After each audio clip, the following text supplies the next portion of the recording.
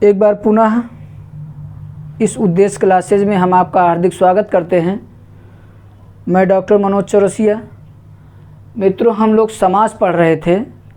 इसके पहले वाली जो वीडियो थी उसमें हम समास की परिभाषा, समास के भेद, समास के विग्रह और संधि समास में अंतर, ये सारी चीज़ों पर हम चर्चा कर चुके थे। आज उसी क्रम को हम आगे बढ़ाते हुए जो समास का भेद है उस पे हम चर्चा करेंगे। और जो भेद निकल के आता है उसमें हमको पहला भेद मिलता है अव्ययी भाव समास। अव्ययी भाव समास यानी अव्ययी भाव समास क्या होता है? अव्ययी भाव समास पढ़ाने से पहले मित्रों मैं एक बात आपको बता देना चाहता हूँ कि हम शॉर्टकट में नहीं पढ़ा पाएंगे। हमने आपसे वादा किया था कि हम जो भी चीज़ पढ़ाएंगे उसको हम विस्तार से पढ़ाएंगे, क्योंकि जब आपका एग्ज़ाम होता है तो आप ढूंढने की कोशिश करते हैं कि हर आम उदाहरण मिल जाए कहीं ना कहीं। तो अगर नहीं मिलता है तो आप कोसते हैं, गुस्साते हैं, तो वो चीज़ हम नहीं होने देना चाहते हैं। और एक हम आपसे निवेदन करेंगे, जब भी आप वीडियो देखिए तो वो वीडियो पूरी देखिए, क्योंकि आप उसमें कहीं ना कहीं कुछ सीखेंगे। मित्रों, एक चीज़ और आप समझ लीजिए, जब आपका सिलेक्शन हो जाता है, आप टीचर भविष्य में बन के जाएंगे, तो वहाँ जब बच्चों को पढ़ाएंगे तो आप सारी चीज़ें सीखे रहेंगे, तो कभी आपको दिक्कत नहीं होगी। और तो हमारे कहने का मतलब यही है कि सीखने की कोशिश कीजिए। सीखना कोई गलत बात नहीं है। कुछ बच्चे क्या है, थोड़ी देर वीडियो देखे, 10 मिनट 5 मिनट देखे, आगे बढ़ गए। तो हमारा यही आपसे अनुरोध है, विनम्र निवेदन है कि वीडियो आप पूरी देखा कीजिए। और जो अव्ययी भाव समास है, चाहे 1 घंटे की क्लास हो, चाहे 1.5 घंटे की क्लास हो, इसमें हम आपको पूरा उदाहरण देने की कोशिश करेंगे। ये हम कोई आपसे भौकाल डायलॉग नहीं मार रहे हैं। तो इन्हीं विषयों के साथ हम अपने भेद पे आते हैं, यानी अव्ययी भाव समास। तो अव्ययी भाव समास ये होता क्या है, पहले हम इसको तोड़ेंगे। तो जब इसका हम विच्छेद करेंगे, तोड़ेंगे, तो आ प्लस बे प्लस ई प्लस भाव। जब इसका अर्थ निकलेगा, यानी आ उपसर्ग है, तो निषेध के अर्थ में आ माने नहीं, ना, बे का अर्थ होता है खर्च, ई प्रत्यय है, का भाव पुल्लिंग है, सॉरी आपका ये तो का पुल्लिंग है, भाव होना, तो यहाँ आपका का हो गया। फिर इसका अर्थ निकल रहा है परिवर्तन नहीं होने का भाव। अब यहाँ जो खर्च है, यहाँ हम खर्च से इसका अर्थ नहीं निकाल सकते, क्योंकि यहाँ जो अव्यय है वो परिवर्तन के अर्थ में होता है। यानी खर्च का मतलब होता है परिवर्तन, ना माने नहीं, होने का भाव रखने वाला। तो इसका जो अर्थ निकला अव्यय का भाव रखने वाला समास। अब हम जानेंगे कि अव्यय है क्या चीज़। जब हम आपको आगे पढ़ाएंगे शब्द के भेद, तो वहाँ हम आपको अव्यय विधिवत बताएंगे।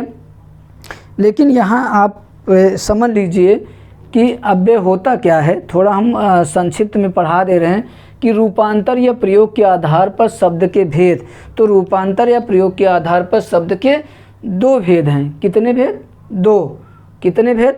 2। हमारे साथ बोलते चलिए, कितने भेद? 2।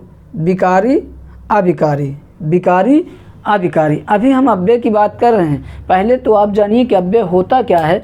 जैसे जब हम आपको समास पढ़ा रहे थे तो वहाँ हम आपको समास का अर्थ बताए, उसके बाद उसकी परिभाषा बताए, तो हमको पहला भेद अव्यय मिला। तो हम सबसे पहले जानेंगे कि अव्यय होता क्या है। तो अव्यय आपका रूपांतर या प्रयोग के आधार पर अव्यय के 2 भेद होते हैं। यहाँ हम देख सकते हैं विकारी अविकारी, विकारी अविकारी। विकारी का मतलब होता है परिवर्तन, अविकारी का मतलब होता है जिसमें परिवर्तन ना हो। तो यहीं से हम समझ सकते हैं कि अव्यय होता क्या है। देखिए विकारी, विकारी के आपके ये भेद हैं, संज्ञा, सर्वनाम, क्रिया, विशेषण, ये विकारी के भेद हैं, यानी जिनमें परिवर्तन होता है। मित्रों, आपका विकारी है, जिसमें परिवर्तन ना होता हो वो आपका अविकारी है।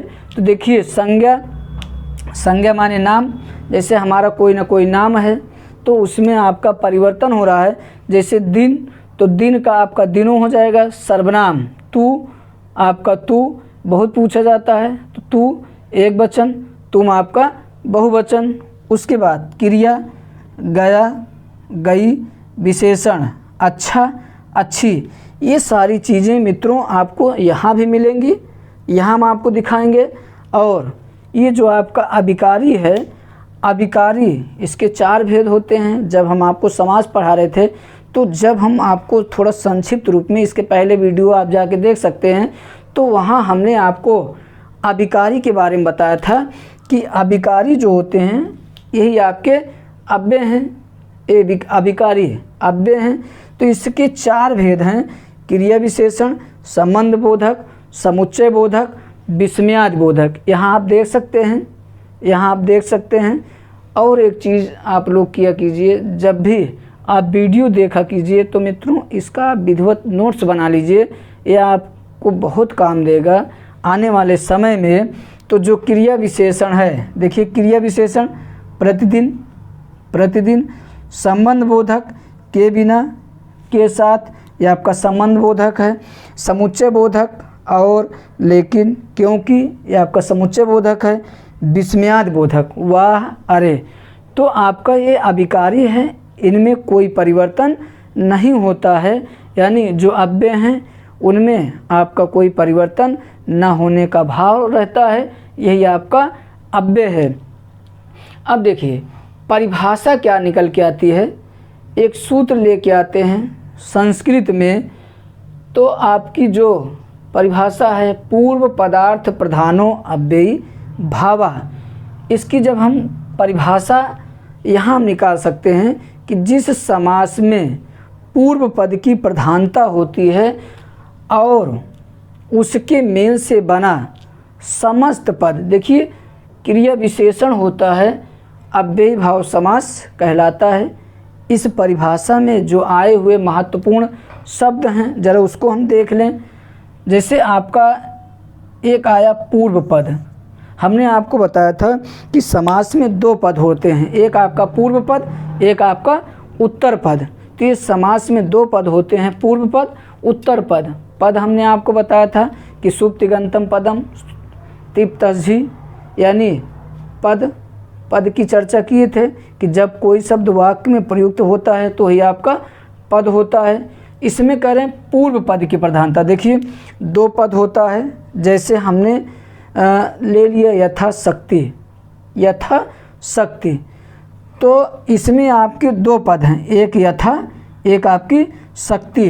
तो जो आपका यथा है ये पूर्व पद है, जो शक्ति है ये उत्तर पद है। यही कह रहे हैं कि पूर्व पद की प्रधानता। मित्रों जो आपका पूर्व पद होता है वही आपका अव्यय होता है। अव्यय हम आपको बार बार बता रहे हैं जिसका कोई परिवर्तन न हो, इसको हम विधिवत पहचानने का तरीका बताएंगे, कैसे पहचाना जाएगा, कैसे समास अव्यय पकड़ा जाएगा, इसको हम बताएंगे। कह रहे हैं पूर्व पद, तो पूर्व पद की प्रधानता अव्यय हुआ, अव्यय तो आपका जो पूर्व पद है उसी की प्रधानता रहती है, और उसके मेल से बना समस्त पद, यानी समस्त पद, ये आपका समस्त पद है, समस्त पद। और एक चीज़ ध्यान रखिएगा, जो समस्त पद होता है वो आपका क्रिया विशेषण होता है और वही अव्ययी भाव समास कहलाता है। एक चीज़ और ध्यान दीजिएगा, थोड़ा हम संस्कृत में बता दे रहे हैं कि जो आपका समस्त पद है, सामासिक पद है, ये संस्कृत में नपुंसकलिंग एक वचन में होता है। वहाँ संस्कृत में अपने यहाँ अगर पूछा जाए कि जो समस्त पद वह कौन सा समास है, जो समस्त पद या सामासिक पद अव्यय मतलब अव्यय का भाव रखता हो, तो मित्रों अव्ययी भाव समास ही ऐसा एक है जो समस्त पद या सामासिक पद अव्यय का भाव रखता है। ये सवाल आपसे पूछ सकते हैं, इंटरव्यू में पूछ सकते हैं आगे चल के कि वह कौन सा समास है जो समस्त पद अव्यय का भाव रखता है, तो वो आपका अव्ययी भाव समास है। एक चीज़ और हम आपको बता देना चाहते हैं कि जैसे हमने कहा कि जिसका लिंग हो, वचन हो, कारक हो, वो आपका अव्यय है, वो आपका अव्यय नहीं है। तो जिसका लिंग, वचन, कारक ना हो, जैसे हमने कहा यथा, देखिए यथा, इसका ना तो लिंग है, ना वचन है, ना कारक है। जैसे हमने कहा रामा, रामो, रामा, तो राम आपका संज्ञा है, इसका रूप है, लिंग है, वचन है, कारक है। लेकिन अब यथा, यथो, यथा थोड़ी इसका रूप चलता है, इसका कोई रूप नहीं चलता है। देखिए यहाँ हम एक आपको उदाहरण के माध्यम से दिखा दे रहे हैं कि जैसे हमने कहा राम प्रतिदिन जाता है, राम प्रतिदिन जाता है, इस उदाहरण पे आइएगा तो राम प्रतिदिन जाता है, तो राम पुल्लिंग है, जाना आपका पुल्लिंग है, तो कर्ता के अनुसार आपकी क्रिया बदली, कर्ता पुल्लिंग है तो क्रिया आपकी पुल्लिंग होगी। लेकिन प्रतिदिन, प्रतिदिन में कोई परिवर्तन हुआ नहीं हुआ। उससे मिलता जुलता एक नीचे का उदाहरण देखिए कि सीता प्रतिदिन जाती है, तो सीता स्त्रीलिंग है, कर्ता स्त्रीलिंग है, तो क्रिया आपकी स्त्रीलिंग है। लेकिन मित्रों प्रतिदिन में कोई परिवर्तन नहीं हो रहा है, ये आपका अव्यय है। तो यही कह रहे हैं कि जिसका ना तो लिंग होता है, ना वचन होता है, ना कारक होता है। अब ये आपका प्रतिदिन, प्रतिदिनौआ, प्रतिदिनैया, इस तरह आपका रूप नहीं चलता है, चलाने की कोशिश भी मत कीजिएगा। तो यही कह रहे हैं समस्त पद, क्रिया विशेषण, तो जो आपका समस्त पद बनेगा ये आपका क्रिया विशेषण हो जाएगा। ये आपका समस्त पद है, सामासिक पद है, यह आपका विग्रह है। पिछली वीडियो में आप जाके देख सकते हैं कि हमने आपको समस्त पद बताया था, सामासिक पद बताया था, विग्रह बताया था, वहाँ आप जाके देख सकते हैं। ये आपके उदाहरण हैं। उदाहरण पहला आपका उदाहरण मिला यथाशक्ति, शक्ति संज्ञा है। एक चीज़ और जान लीजिए मित्रों कि जो समस्त पद हैं, सामासिक पद हैं, उसमें आपका संज्ञा होगा, उत्तर पद क्रिया होगा, विशेषण होगा, यानी संज्ञा होगा, विशेषण होगा, क्रिया होगा, यही ज़्यादातर मिलेंगे उत्तर पद में। देखिए शक्ति, शक्ति क्या है? संज्ञा है। यथा क्या है? आपका अव्यय है, उपसर्ग है। लेकिन जब ये आपका समस्त पद या सामासिक पद बनेगा तब आपका ये क्रिया विशेषण हो जाएगा। यही ध्यान दीजिएगा, ये बहुत ही महत्वपूर्ण चीज़ है कि जब आपका समस्त पद सामासिक पद हुआ, क्रिया विशेषण हुआ, ये आपका नपुंसक लिंग एक वचन में आपका हो जाता है। ये संस्कृत की बात है, संस्कृत वाले अपना जाने, लेकिन कभी आपसे कोई पूछ लिया तो आपको बताना पड़ेगा। उसके पहले आपको यथा मिला, यथा आपका अव्यय है। प्रतिदिन, प्रतिदिन विग्रह थोड़ा ध्यान रखिएगा मित्रों। आपका दिन, दिन जो प्रति शब्द है वो द्वित्व का भाव रखता है, तो यहाँ प्रतिदिन विग्रह करेंगे दिन, दिन प्रति आपका उपसर्ग है, दिन संज्ञा है, पूरा पद आपका अव्यय हो गया, ये आपका अव्ययी भाव समास हो गया। क्रम, ये आपका एक चीज़ और यहाँ ध्यान रखिए, शक्ति संज्ञा है, दिन आपका संज्ञा है, क्रम, क्रम ये आपका चला जाएगा विशेषण में। उसके बाद यथा अव्यय है, तो आपका पूरा पद अव्यय बन गया, क्रिया विशेषण हो गया। क्रम के अनुसार आपका प्रत्येक, प्रतिधन एक, प्रत्येक इको यणच, इक स्थाने यणस्यात्, एक एक प्रति आपका उपसर्ग है, उपसर्ग है। उसके बाद ये पूरा पद आपका अव्यय हो गया, प्रत्यंग यानी अंग, अंग।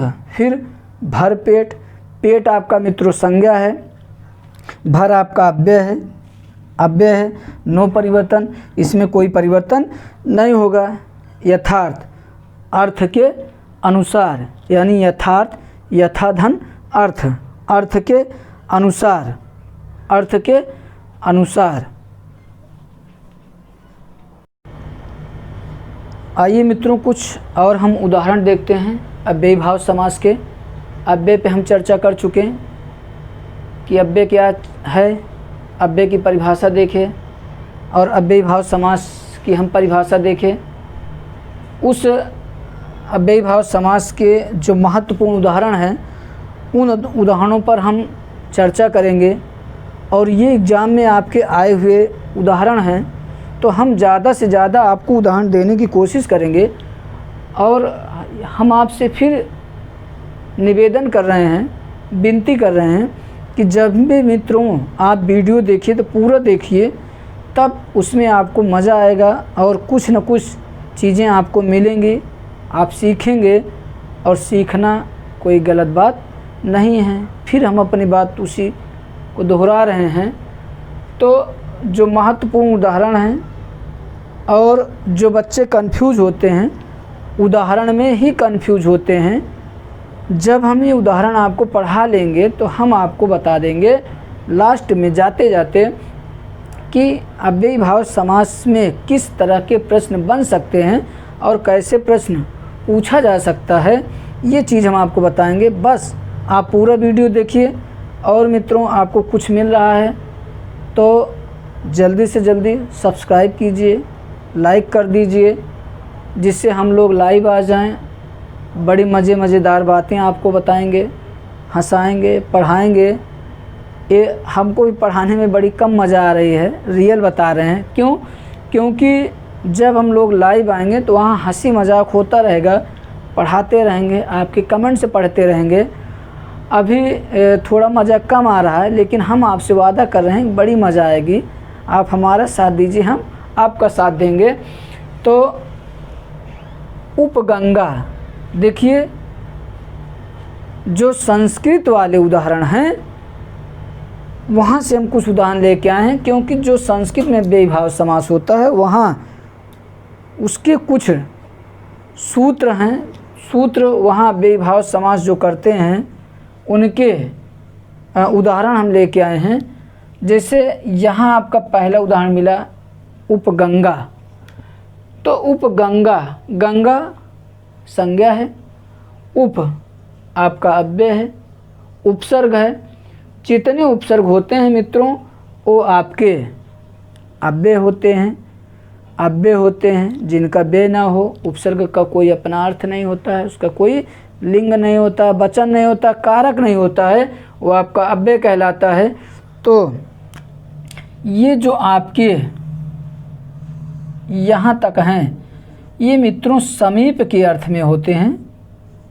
समीप के अर्थ में, ये देखिए समीप के अर्थ में। जैसे हमने कहा उपगंगा, तो जब हम इसका विग्रह करेंगे, पुरानी प्रक्रिया लेके आएंगे, तो यहाँ पे आपका विग्रह हो जाएगा गंगा के समीप। तो गंगा तो जाति है, गंगा नाम भी है, जातिवाचक, व्यक्तिवाचक, गंगा कहने से आपका ये व्यक्तिवाचक हो जाएगा।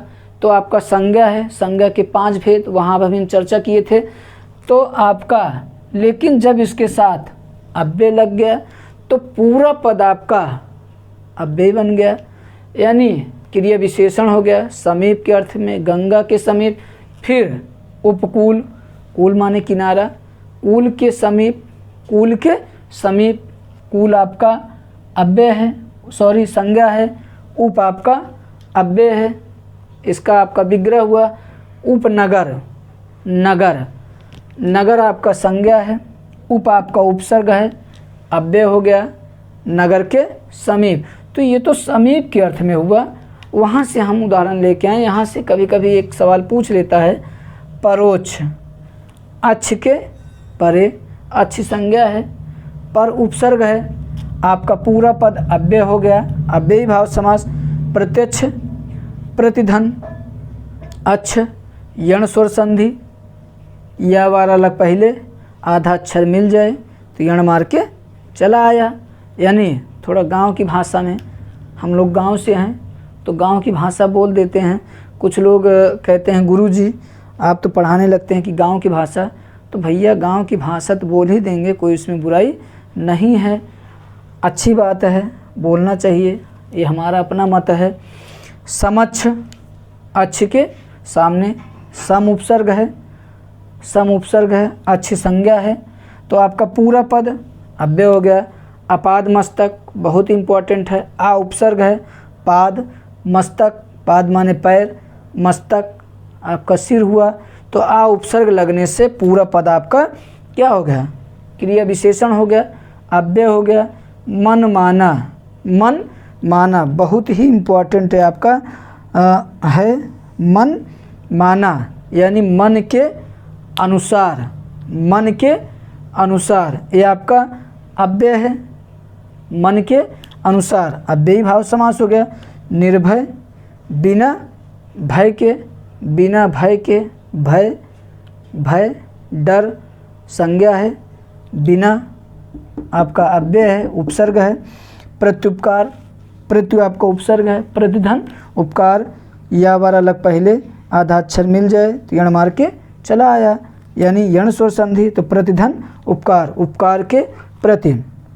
भूतपूर्व, बहुत इम्पोर्टेंट है ये, भूतपूर्व, तो आपका विग्रह हो जाएगा पूर्व भूत, पूर्व, पूर्व भूत, भूत, पूर्व भूत, भूत आपका संज्ञा है, आपका पूर्व पहले, तो आपका हो गया पूरा भूत पूर्व, आपका हो गया अव्ययी भाव समास। अधिहरि, हरि में, हरि आपका संज्ञा है, हरि हरि हरया, हरिम हरि हरिन, हरणा हरिभ्याम हरिभि, ये आपका रूप चलता है।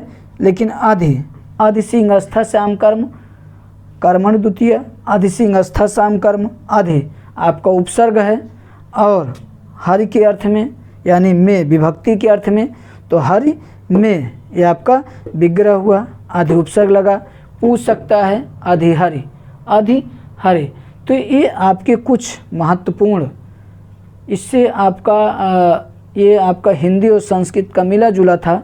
यहाँ जो आपके द्वित्व वाले शब्द, द्वित्व का मतलब होता है जो दो बार आते हैं, जैसे दिनों दिन, दिनों दिन, तो दिनों दिन, यहाँ मित्रों दिनों दिन कहने से ये आपका कुछ लोग द्वंद्व समझ बैठते हैं, कुछ लोग और समास मार देते हैं। तो झांका ताकी वाली बात आप लोग सिस्टम हटा दीजिए और ढंग से पढ़िए, विधिवत पढ़िए, शॉर्टकट का रास्ता मत अपनाइए। दिन दिन कहने से जो पहला दिन है, यानी जब इसका हम विग्रह करते हैं तो एक जो पहला वाला दिन है इसका जो अर्थ बोध कराता है, प्रति का अर्थ बोध कराता है, तो जो आपका प्रति है आपका उपसर्ग हो जाएगा। तो यहाँ आपका हो जाएगा दिन ही दिन, या हम कह सकते हैं प्रत्येक दिन।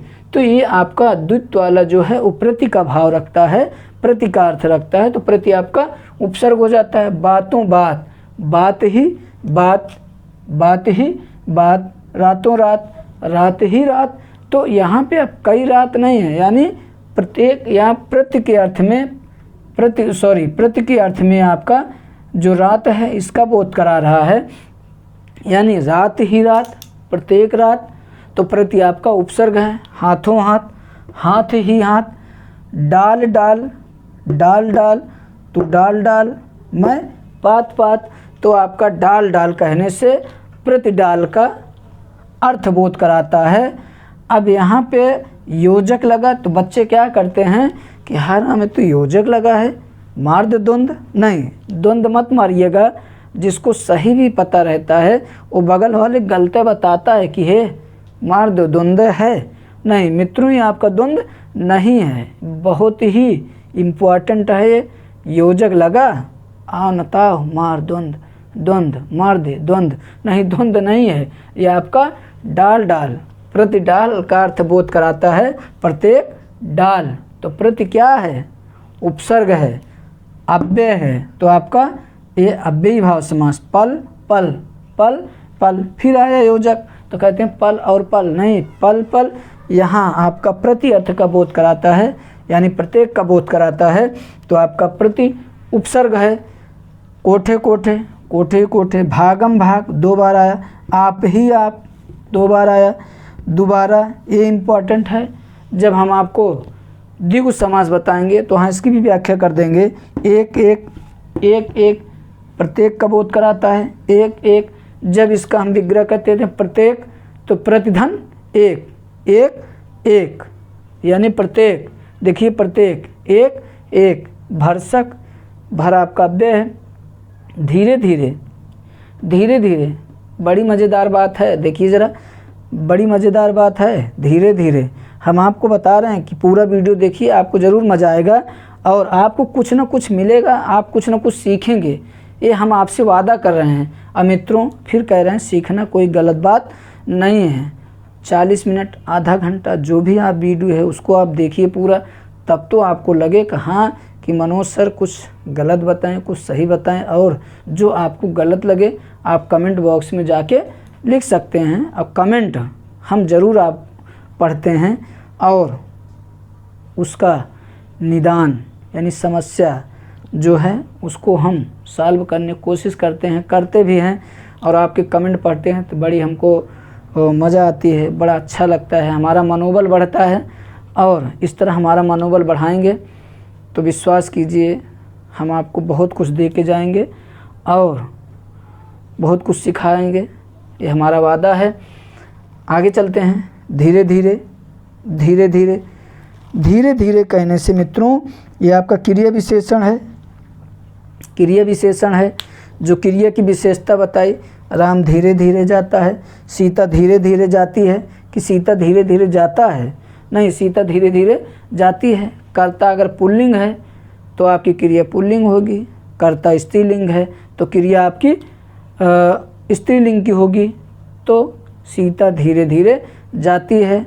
अब न धीरउआ होगा, न धीरैया होगा, न धीरउआ होगा, लेकिन राम का जो रूप है वो उसमें परिवर्तन होता है। तो हमने आपको बताया जिसका लिंग हो, वचन हो, कारक हो वो आपका विकारी है। जिसका ना तो लिंग हो न वचन हो, जैसे रामः रामौ रामा, रामम रामौ रामान, तो राम का रूप बदल रहा है। कहीं एक वचन में कुछ हो रहा है, द्विवचन में कुछ हो रहा है, बहुवचन में।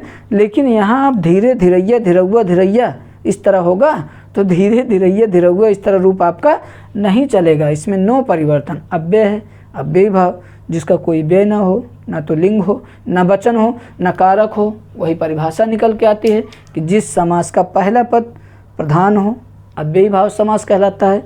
अव्यय की प्रधानता रहती है तो पूर्व पद आपका अव्ययी भाव वही उसी की प्रधानता होती है। बार बार, बार ही बार, धड़ाधड़ धड़ाधड़, 2 बार, हाथों हाथ, मित्रों 2 बार फिर लिख दिए, हाथ ही हाथ, कानों कान, साफ साफ, साफ ही साफ। अब 2 बार आया तो योजक समझ के उसको मित्रों द्वंद्व मत मारिएगा।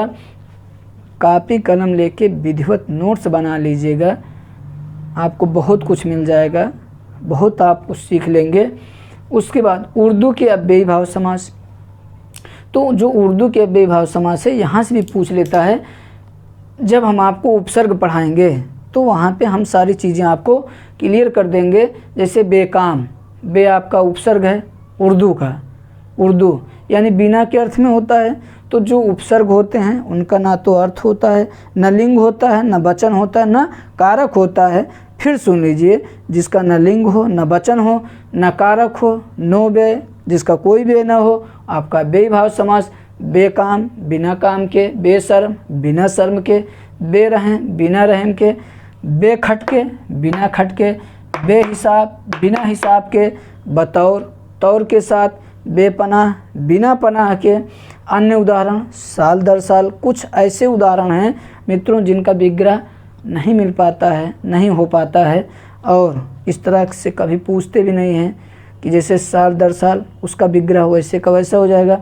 साल ब साल, हर रोज़, बेसौर बिना सौर के, बखूबी खूबी के साथ, बेशक बिना शक के, दर असल तो ये कुछ आपके महत्वपूर्ण उदाहरण हुए। और इसमें कुछ हम आपको चीज़ें बता देना चाहते हैं कि मित्रों ये तो आपके कुछ महत्वपूर्ण उदाहरण हुए, जैसे कुछ विवादित हैं। एक बार ज़रा देख लीजिए आप लोग ध्यान से, और इसको आप कॉपी कलम लेके उतार लीजिएगा, नहीं तो वीडियो आप रिप्लाई करके देख सकते हैं। कुछ हम उदाहरण और देने चल रहे हैं, बहुत ही महत्वपूर्ण उदाहरण हैं, वो आपको एग्ज़ाम में ज़रूर कंफ्यूज करते हैं मित्रों। एक आपका आता है जैसे नदियों के नाम के पहले, नदियों के नाम के पहले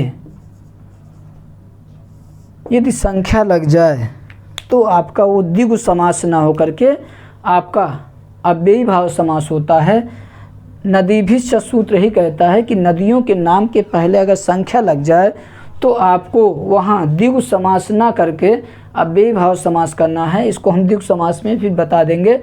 जैसे हमने कहा पंचगंगा, पंचगंगा, दुई यमुना, यही दो उदाहरण बहुत ही महत्वपूर्ण हैं। इससे ज़्यादा तीसरा पूछता नहीं। सप्त सिंधु मत मारिएगा, सप्त सिंधु आपका द्विगु समास है, वो हम आगे द्विगु समास में बताएंगे। लेकिन ये आपका पंचगंगा, दुई यमुनम, ये आपका अव्ययी भाव समास है। नदियों के नाम के पहले अगर संख्या लग जाए तो वहाँ पे आपका अव्ययी भाव समास होगा, ना कि द्विगु समास होगा। यही दो उदाहरण मित्रों बहुत महत्वपूर्ण है, ये नोट कर लीजिएगा। एक आपका और आता है, एक लघु सिद्धांत कौमुदी में आपको मिलेगा अव्ययी भावे च अकाले, अव्ययी भावे च अकाले, ये आपका सूत्र लेके आते हैं। जैसे इसमें ये कहते हैं कि जो अव्ययी भाव समास होता है उसमें कुछ ऐसे सूत्र उदाहरण हैं, वहाँ बच्चे क्या करते हैं, कन्फ्यूजन में मार देते हैं बहुब्रीहि समास सहतुल्य, तुल्य योग बहुब्रीहि समास समझ के। जैसे स देखे तो चक्र, तो यही कह रहा है कि अव्ययी भावे च अकाले, यानी वह जो आपके साथ हो लेकिन समय समय पर। तो जो भगवान विष्णु का चक्र है वो क्या हमेशा उनके साथ रहता है? नहीं रहता है। तो कुछ ऐसे उदाहरण हम आपको दे दे रहे हैं। अब है तो बड़ा विवादित अपने यहाँ, जैसे सपरिवार की हमने बात बताई, तो सपरिवार जो डॉक्टर हरदेव बाहरी जी हैं वो आपका अव्ययी भाव समास, लेकिन जो वासुदेव नंदन हैं वो सपरिवार बहुब्रीहि समास लिखते हैं। तो मित्रों कुछ न कुछ कन्फ्यूजन वाली बात बन जाती है, लेकिन हम आपको कन्फर्म करा देंगे। वहाँ जब बहुब्रीहि समास पढ़ाएंगे तो सचक्र, सअग्नि, ससखी,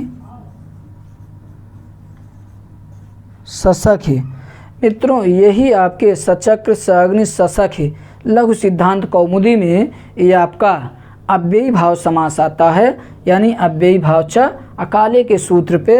ये आपके कुछ महत्वपूर्ण उदाहरण हैं।